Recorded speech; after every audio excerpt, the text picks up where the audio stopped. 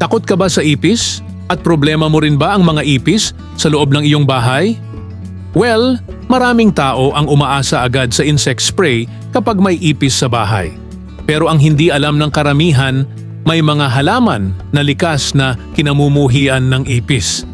Ang iba dito ay hindi lang pantaboy. May kakayahan pang guluhin ang kanilang pangamoy, galaw, at minsan ay ikamatay pa nila. Tara, ating alamin kung ano-anong halaman ang mga ito.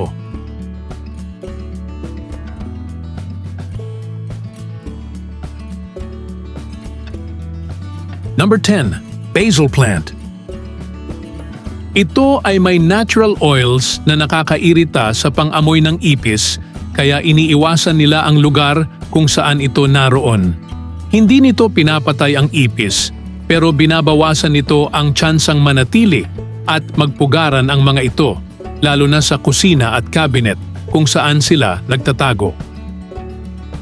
Para mas epektibo, mas mainam na marami ang dahon o kaya ay durugin at pakuluan para gawing spray dahil mas lumalabas ang amoy at mas malakas ang repellent effect.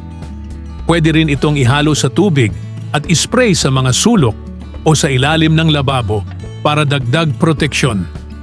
Bukod sa pagtataboy ng ipis, nagbibigay pa ang halaman ng kaaya-ayang amoy sa bahay at isang natural na paraan para maiwasan ang paggamit ng kemikal na sprays. Number 9. Rosemary. Ang rosemary ay may essential oils na nakakairita sa sensory system ng ipis. Ang problema lang, mahina ang epekto kapag halaman lang at hindi pinroseso. Kapag ginawang decoction o pinakuluan ang dahon at ginawang spray, doon pa lang ito nagiging kapansin-pansin. Ang spray ay epektibong i-apply sa mga bitak, sulok at entry points ng ipis. Hindi nito pinapatay agad ang ipis, pero ginugulo nito ang kanilang galaw at pinapalaya sila sa lugar. Number 8. Bawang o garlic. Ang bawang ay kilala sa matapang na amoy na ayaw ng maraming peste, kabilang ang ipis. Kapag dinurog ang bawang, lumalabas ang sulfur compounds na sobrang nakakairita sa pang-amoy ng ipis. Ang problema, mabilis mawala ang amoy, kaya kailangan itong palitan kada ilang araw. Epektibo ito kung ilalagay sa ilalim ng lababo, likod ng kalan at malapit sa basurahan. Hindi ito pang matagalan, pero magandang pang-emergency solution.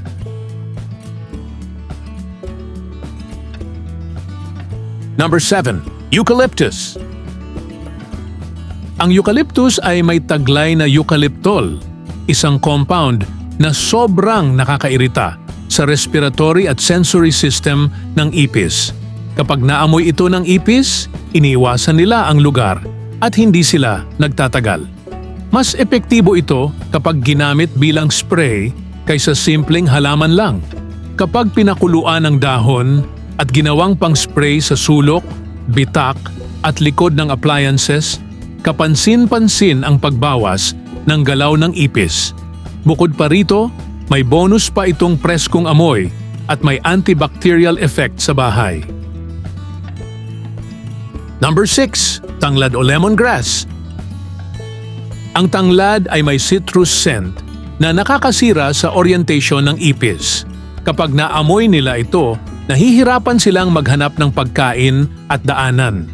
Mas epektibo ito kapag pinakuluan at ginawang spray kaysa simpleng nakatanim lang sa paso. Ang lemongrass spray ay pwedeng i-apply sa sahig, gilid ng dingding at mga lugar na madalas daanan ng ipis.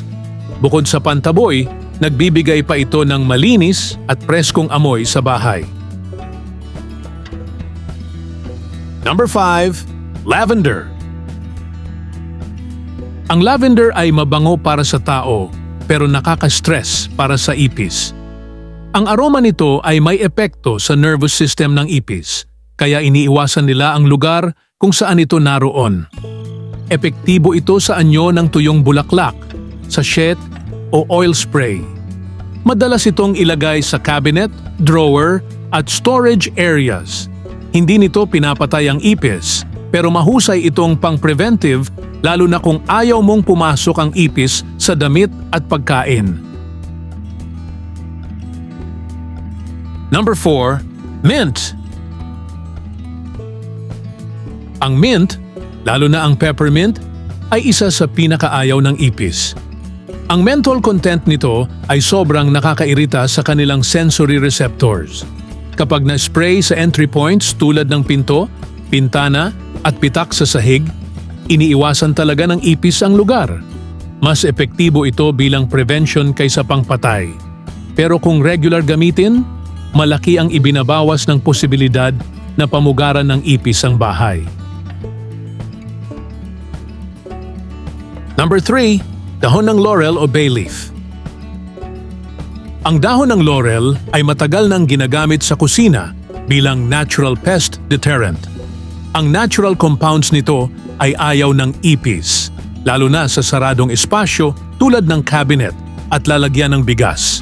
Kapag inilagay ang tuyong dahon sa mga storage area, iniiwasan ng ipis ang lugar at hindi sila nagtatagal. Mas tumatagal ang bisa nito kumpara sa bawang at basil plant at hindi kailangan ng madalas na pagpapalit. Number 2. Catnip. Ang catnip ay may sangkap na tinatawag na nepetalactone na napatunayang mas malakas pa sa halamang deet pagdating sa pagtataboy ng ipis.